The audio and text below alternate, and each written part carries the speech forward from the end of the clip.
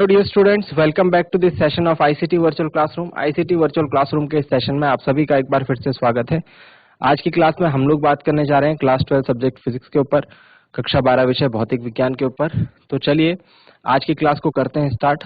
और जो जो चीजें क्लास में बताई जाएंगी उसको अपने स्तर पर आपको समझना है और साथ ही साथ कॉपी में नोट डाउन भी करना है।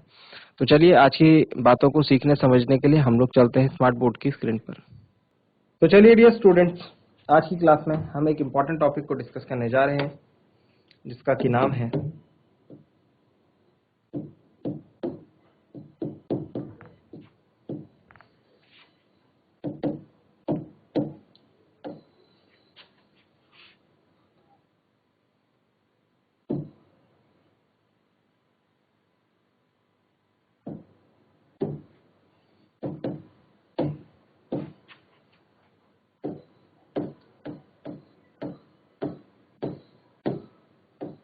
एम्पियर का परिपथीय नियम।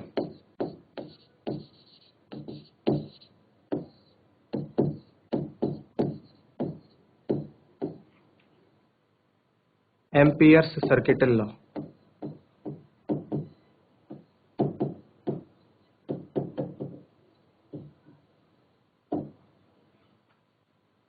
एम्पियर का परिपथीय नियम यानी एम्पियर्स सर्किटल लॉ।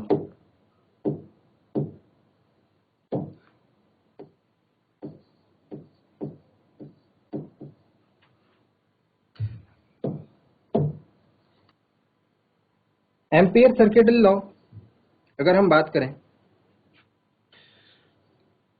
किस चीज के लिए अप्लाई होगा, सबसे पहले ये ध्यान रखना है। देन उसके बाद कैसे अप्लाई करना है, ठीक है। देखिए, सबसे पहली बात जो आपको ध्यान में रखनी है, एम्पियर का नियम जो है सममित स्थितियों में, जो सममित धारावाही चालक होते हैं, अभी हम इसके ऊपर डिस्कशन करेंगे। सममित स्थिति में जो धारावाही चालक होंगे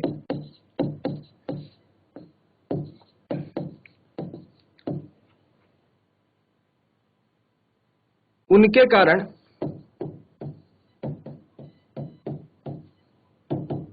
चुंबकीय क्षेत्र को ज्ञात करने के लिए, देखिए अभी हमने पढ़ा था इससे पहले बायोट-सेवर्ट का नियम, है ना। याद होगा आप सभी को, बायोट-सेवर्ट का नियम हमने पढ़ा था इसके पहले, ठीक है। और इसमें हमने काफी सारी चीजें देखी थी, जिसमें हमने वृत्ताकार धारावाही कुंडली के कारण चुंबकीय क्षेत्र, उसके केंद्र पर, उसके अक्ष पर, है ना, ये सारी चीजों को हमने उसके बेसिस पर डिराइव करा था, ठीक है। एक लंबे ऋजुरेखीय धारावाही तार के कारण उत्पन्न चुंबकीय क्षेत्र, ठीक है। तो ये सारी चीजें हमने उसके बेसिस पर निकाली थी। लेकिन हमें एम्पियर का जो परिपथीय नियम है वो आसान पड़ता है। वो क्या पड़ता है? आसान पड़ता है। इसमें आप इजीली जो है किसी धारावाही चालक के कारण चुंबकीय क्षेत्र निकाल सकते हैं। बट शर्त एक है कि वो जो धारावाही चालक है वो सममिति को फॉलो करता हो, सिमेट्रिकल हो, ठीक है। अभी सिमेट्री का क्या मतलब है और हम कैसे चुंबकीय क्षेत्र को निकालेंगे, इसको हम अभी एक एग्जांपल से समझेंगे, जिसमें कि हम क्या करेंगे, एम्पियर के परिपथीय नियम के अनुप्रयोग देखेंगे। तो बच्चों, इसमें जो अनुप्रयोग से क्वेश्चन है वो भी इंपॉर्टेंट होता है। एम्पियर का परिपथीय नियम इस चैप्टर का एक इंपॉर्टेंट पार्ट है। समझ रहे हैं बात को? चलिए, तो सबसे पहले इसका स्टेटमेंट आता है। स्टेटमेंट से समझना स्टार्ट करते हैं। सबसे पहले इसका कथन आता है। क्या स्टेटमेंट है इसका? स्टेटमेंट है, अगर कोई बंद पथ है हमारे पास, किसी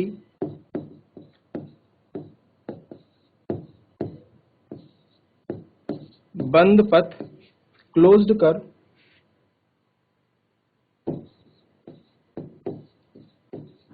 की सीमा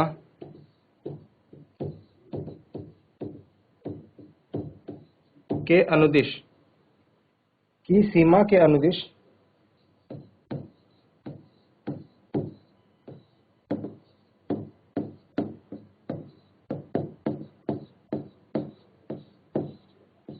चुंबकीय क्षेत्र का रेखीय समाकलन, चुंबकीय क्षेत्र का रेखीय समाकलन, जिसे हम इंग्लिश में लाइन इंटीग्रल कहते हैं, अगर हम कर दें किसका, किसी बंद पथ की सीमा के अनुदिश चुंबकीय क्षेत्र का अगर हम रेखीय समाकलन कर दें तो वो क्या होता है, वो क्या होता है, इस नियम में बताया गया कि वो पथ द्वारा घिरी नेट धारा का, नेट धारा मतलब कितनी धारा है उस पूरे पथ में, ठीक है, उस पथ के द्वारा घिरी हुई, समझ रहे हैं आप, शब्दों को ध्यान दें, यहाँ पर पथ में प्रवाहित नहीं, पथ द्वारा घिरी कुल नेट धारा का म्यू जीरो गुना होता है। बस ये स्टेटमेंट है और यही नियम को हम अभी मैथमेटिकल रूप से लिखेंगे, क्या होता है, म्यू जीरो गुना होता, अर्थात मैं इसको मैथमेटिकल रूप में इस तरीके से लिख सकता हूं, अर्थात गणितीय रूप में अगर हम इस बात को लिखें, क्योंकि आप जानते हैं फिजिक्स और मैथ्स जो है दोनों एक दूसरे के साथ साथ चलते हैं, तो जो बात हमने फिजिक्स की फॉर्म में कही है नियम के रूप में, उसको मैथ्स की फॉर्म में भी हम कह सकते हैं। मैथ्स की फॉर्म में मैं इसे लिख लूं कि ये किसी पथ द्वारा बंद पथ की सीमा के अनुदिश चुंबकीय क्षेत्र का रेखीय समाकलन हो रहा है, जो कि क्या है भाई, अगर पथ द्वारा घिरी कुल नेट धारा आई है तो उसका म्यू जीरो गुना होगा। तो हम इसको इस तरीके से लिखते हैं, B dot D L is equal to mu zero dot I.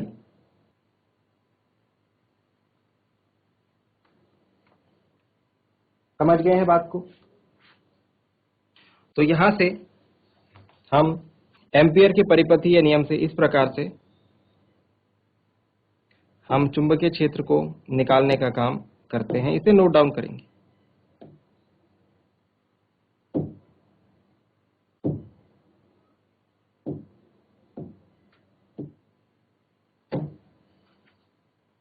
B dot D L is equal to mu zero dot I. ये क्या है भाई, ये है रेखीय समाकलन किसका, किसी बंद पथ, देखो बंद पथ की सीमा के अनुदिश चुंबकीय क्षेत्र का रेखीय समाकलन, ठीक है, जो पथ द्वारा घिरी कुल नेट धारा का म्यू जीरो गुना होती है। बस ये तो लिखा हमने, जो हमने बात बोली है उसको हमने यहाँ मैथमेटिकल रूप में लिख दिया है। नोट डाउन करेंगे, इसमें हम समझा भी सकते हैं, जहां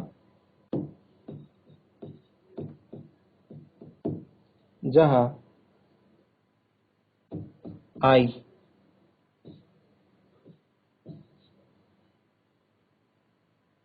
और सी का क्या मतलब है, आई जो है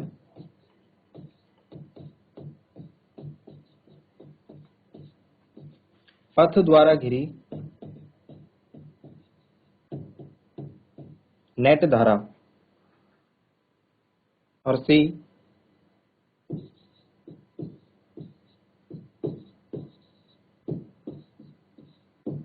बंद पथ की सीमा है। चलिए नोट डाउन कीजिए इसे।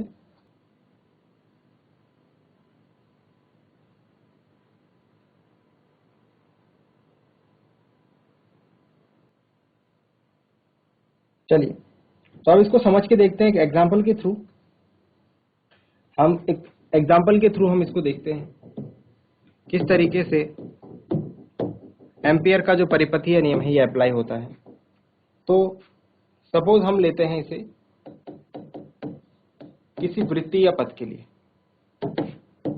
किसके लिए, किसी वृत्तीय पथ के लिए।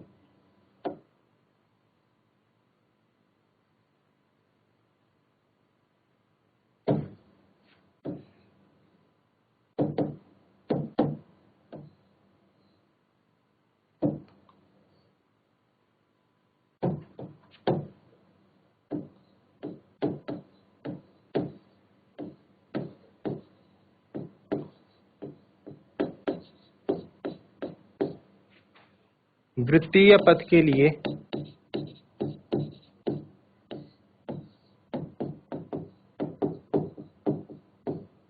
एम्पियर का नियम, वृत्तीय पथ के लिए एम्पियर का नियम।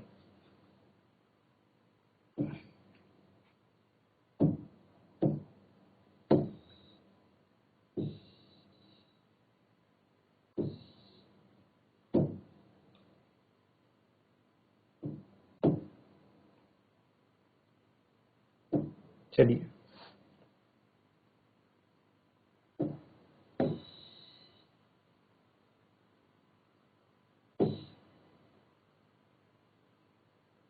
सपोज माने हम इस तरीके से हम अपनी चीज को यहां पर दिखाते हैं। माना एक ये लंबी तार है, एक ये क्या है, लंबी तार है, ठीक है। इसमें जो है करंट आई फ्लो हो रही है इस दिशा में, धारा आई जो है ऊपर की दिशा में इस तरीके से प्रवाहित हो रही है, ठीक है। अब ऐसे एज्यूम करते हैं कि इसके चारों ओर, इस तार के चारों ओर एक वृत्तीय पथ है इस तरीके से, एक क्या है, एक सर्कुलर पाथ है इस तार के चारों ओर। इसको आप डॉट डॉट लाइन से बनाएंगे, इसको आप डॉट डॉट लाइन से बनाएंगे, ठीक है। जिसके की सेंटर पर, जिसके सेंटर पर क्या है, ये जिसका केंद्र, वृत्त का केंद्र ओ है और उसके केंद्र ओ पर ये तार है, उसके केंद्र ओ पर क्या है, ये तार है, ठीक है। और इसकी जो त्रिज्या है, इसकी जो त्रिज्या है, इसकी रेडियस जो है वो सपोज, इसकी जो त्रिज्या है वो सपोज आर है, वो सपोज क्या है, आर है। इतनी सारी चीजें हमने इसमें एज्यूम कर ली।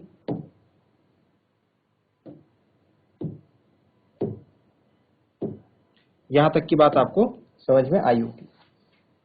अब अगर हम ये नियम लगाएं, कौन सा नियम, अगर हम इसे जानते हैं, क्योंकि हम पहले हमने इस चीज के लिए प्रूफ करा हुआ है ना, हम जानते हैं कि अगर ऐसी कोई सिचुएशन आएगी, ऐसी कोई सिचुएशन आएगी कि हम अगर ये बात करें, ये जो तार है, इस तार में प्रवाहित धारा आई के कारण, और यहाँ पर कोई पी बिंदु है, यहाँ पर क्या है, कोई पी बिंदु है, ठीक है। इस पर जो उत्पन्न चुंबकीय क्षेत्र होगा उसका परिमाण हम जानते हैं, B is equal to mu 0 I upon 2πr। क्या हम ये जानते हैं, नहीं जानते, बिल्कुल जानते हैं, ठीक है। हमने इसको प्रूफ किया हुआ है पहले, समझ में आई बात।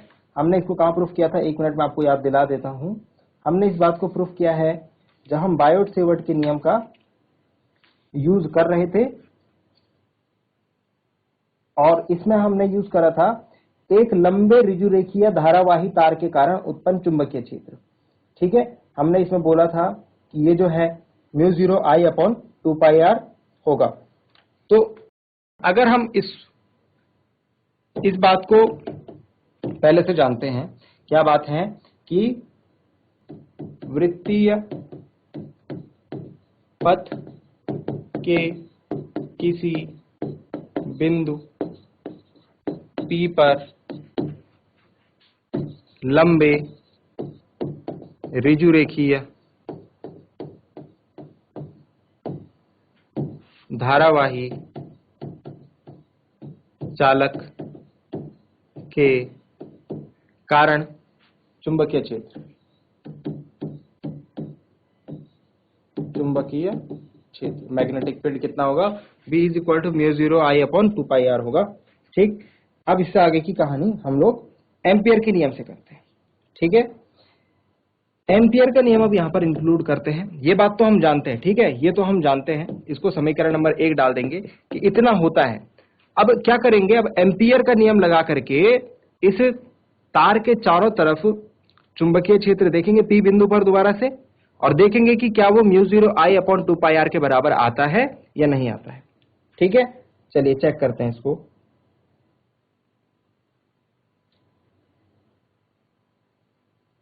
चेक करते हैं इसको, देखो, या फिर यहां से हम एम्पियर के नियम को प्रूफ कर दें, वो भी सही होगा।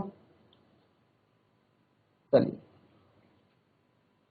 तो सपोज अगर मैं देखूं यहां पर, अगर मुझे क्या करना है, एम्पियर के नियम से या फिर एम्पियर का नियम मैं लगा नहीं रहा हूं अभी एम्पियर के नियम में हमने क्या देखा था, हमने देखा था हम ये निकाल रहे थे लाइन इंटीग्रल, हम क्या निकाल रहे थे, line integral B dot dl। तो इसको यहां पर फाइंड आउट करते हैं B डॉट dl की वैल्यू।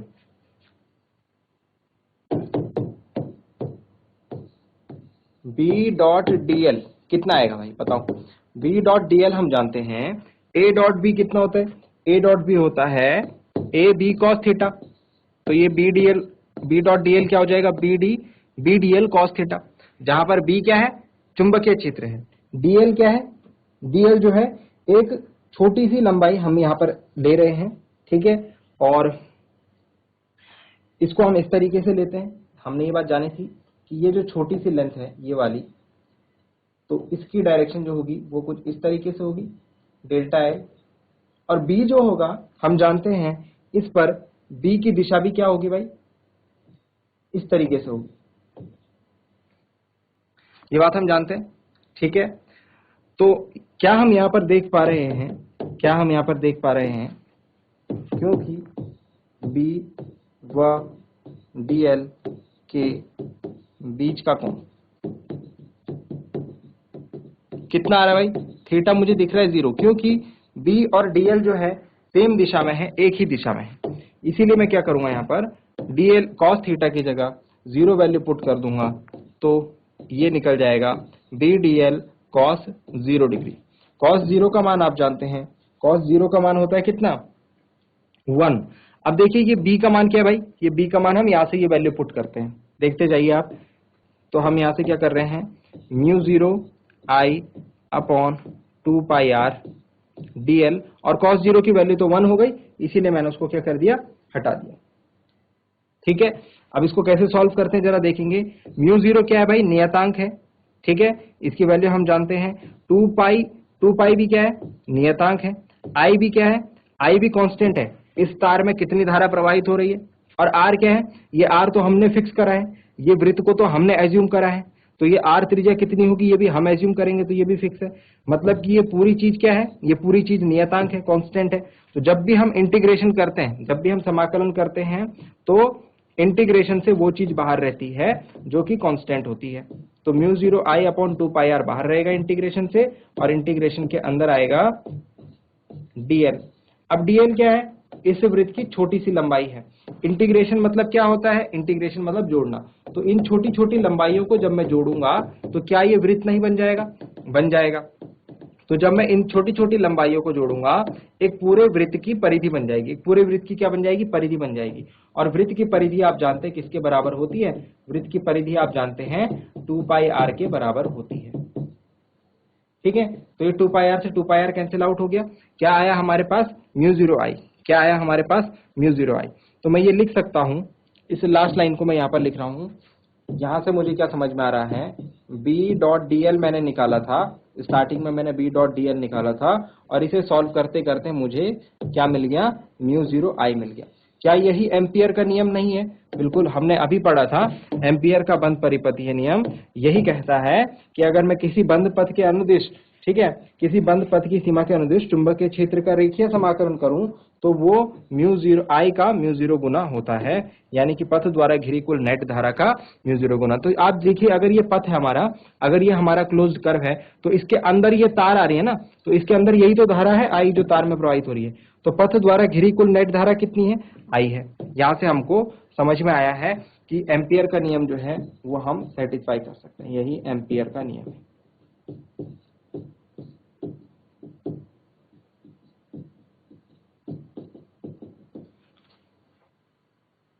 ठीक है, आई होप यहां तक बात समझ आए होंगी। वृत्तीय पथ से एम्पियर का नियम हमने फाइंड आउट करा है, के लिए नहीं, वृत्तीय पथ से। चलिए नोट डाउन करें इसे। तो हमने यहां पर देखा कि हमने जो बंद पथ लिया था वो वृत्तीय था, क्या था, वृत्तीय था। बट वास्तव में कोई सा भी बंद पथ होगा, चाहे वो वृत्तीय हो चाहे वो ना हो, ठीक है, बट वो बंद क्लोज कर्व होना चाहिए, वहां पर ये समीकरण जो है लगेगी, और इजीली हम लोग कैलकुलेट उसको कर सकते हैं।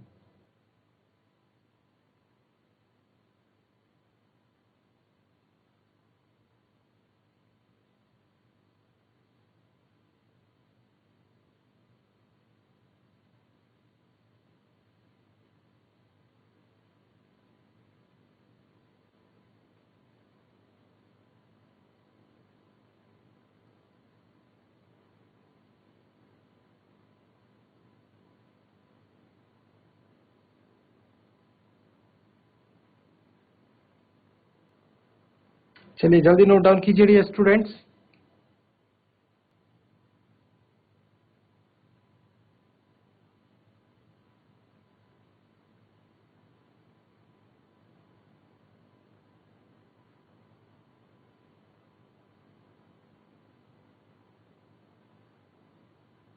चलिए, इसके बाद हम इसमें देखते हैं एम्पियर के नियम के उपयोग, एप्लीकेशन। तो ये पार्ट और पीछे वाला पार्ट दोनों ही सेम इक्वल इंपॉर्टेंट है, ठीक है। चाहे एम्पियर के नियम के उपयोग हैं, चाहे हमारे पास एम्पियर का बंद परिपथीय नियम है, दोनों ही चीजें हमारे लिए इक्वल इंपॉर्टेंट हैं। तो नेक्स्ट हेडिंग डालेंगे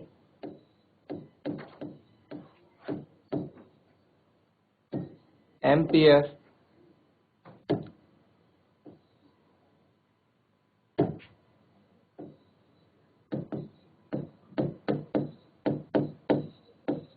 के नियम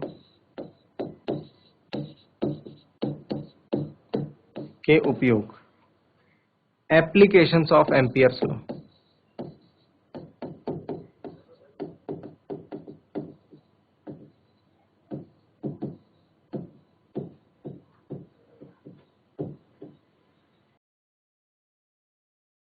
एप्लीकेशंस ऑफ एम्पियर्स लॉ। चलिए, एप्लीकेशंस ऑफ एम्पियर्स लॉ में हम क्या देखते हैं, हमको एम्पियर के नियम का उपयोग करते हुए अलग अलग कंडीशंस में चुंबकीय क्षेत्र को कैलकुलेट करना होगा, ठीक है। तो इसमें हमको 3 या 4 जो कंडीशंस हैं वो हमको फाइंड आउट करनी होगी। हम एम्पियर के परिपथीय नियम के अनुप्रयोग में सबसे पहला जो अनुप्रयोग देखते हैं वो हम देखते हैं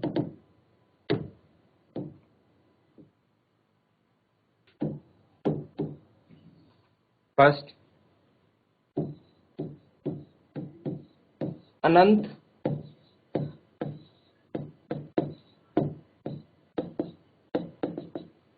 अनंत लंबाई वाली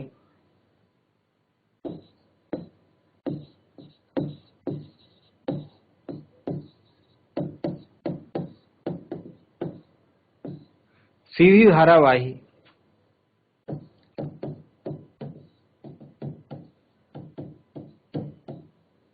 तार के कारण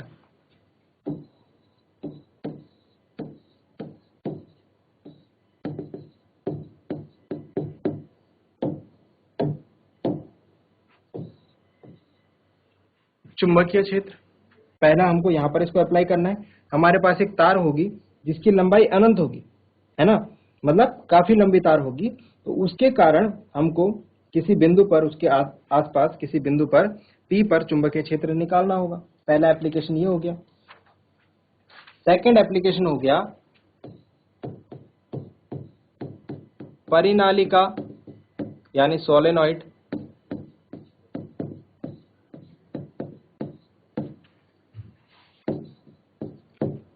के भीतर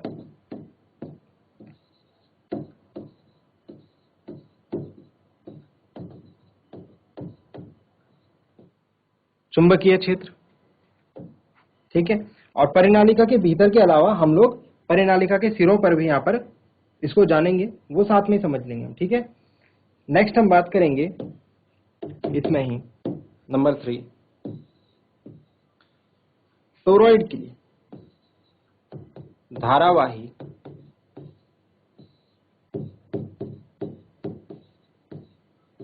टोरॉइड के कारण चुंबकीय क्षेत्र। तो ये 3 केस आपको पढ़ने हैं एम्पियर के नियम में। देखिए, मैं फिर से बोल रहा हूं, जैसा इंपॉर्टेंट चीज, देखो मैं इंपॉर्टेंट चीज बता रहा हूं आपको इन शॉर्ट। अभी इंपॉर्टेंट आपको जो चैप्टर नंबर 1 है आपका, ठीक है, इलेक्ट्रोस्टैटिक्स, उसमें जो गॉस का नियम है, गॉस नियम और गॉस नियम के अनुप्रयोग, ठीक। और इस चैप्टर में ये कौन सा चैप्टर होगा आपका, ये होगा चैप्टर नंबर, यूनिट बोल देते हैं, यूनिट 1 और यूनिट 3, ठीक है। यूनिट 3 का है ये चैप्टर, तो आपका 5वां 6वां या 7वां चैप्टर होगा। तो यहां पर आपको एम्पियर नियम, एम्पियर का परिपथीय नियम और इसके अनुप्रयोग, ये मोस्ट इंपॉर्टेंट है। चैप्टर 1 से गॉस का नियम और उसके अनुप्रयोग, और इस चैप्टर से एम्पियर का परिपथीय नियम और इसके अनुप्रयोग। जल्दी से इनको नोट डाउन करें, फिर 1 बाय 1 तीनों केसेस हम लोग समझ रहे हैं।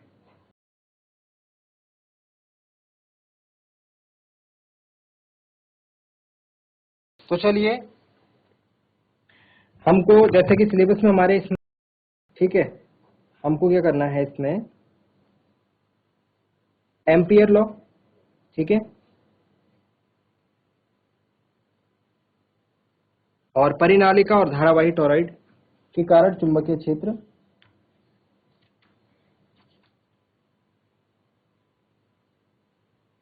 हमको निकालना है। ठीक है, तो बहुत ज्यादा मुश्किल नहीं है, इजी है। 1 बाय 1 अगर हम चीजों को समझेंगे तो हमारे लिए चीजें आसान है। और ऐसा ही देखो यूनिट 3 का है, और ऐसा ही यूनिट 1 में हमारे पास है गॉस का नियम। ठीक है, तो गॉस का नियम और उसके अनुप्रयोग जिस तरीके से यूनिट 1 में इंपॉर्टेंट है, उसी तरीके से यूनिट 3 में एम्पियर नियम और उसके अनुप्रयोग इंपॉर्टेंट पार्ट है। ठीक है, तो इसको स्किप आप ना करें, ठीक है, इसको आप जरूर पढ़ें। चलिए, फर्स्ट पॉइंट हम लोग डिस्कस कर रहे हैं, यहाँ पर फर्स्ट पॉइंट डिस्कस कर रहे हैं, हेडिंग डालेंगे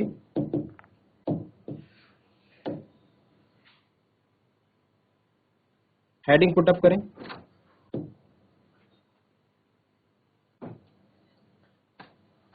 अनंत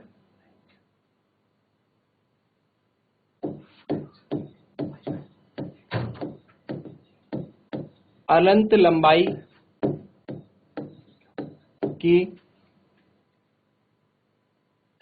अनंत लंबाई के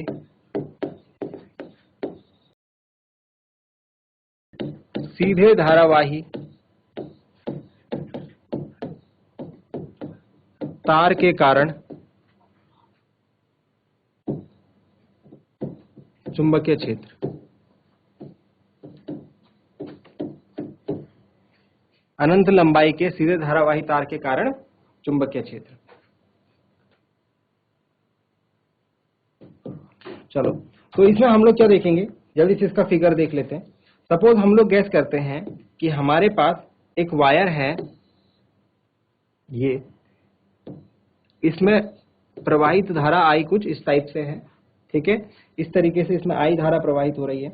अब हम मानते हैं कि इसके पास में कोई बिंदु है P, ये इसके पास में कोई पॉइंट P है, और इस P पॉइंट पर इस तार के कारण, इस तार में जो धारा प्रवाहित हो रही है उसके कारण इस पर कितना चुंबकीय क्षेत्र होगा, हमको वो फाइंड आउट करना है बाय यूजिंग एम्पियर का परिपथ नियम। तो हम करते कुछ नहीं है, अभी ये वाला पार्ट बहुत इजी है क्योंकि हम इसको पहले भी समझ चुके हैं। हम यहाँ पर एक क्या करते हैं, हम यहाँ पर एक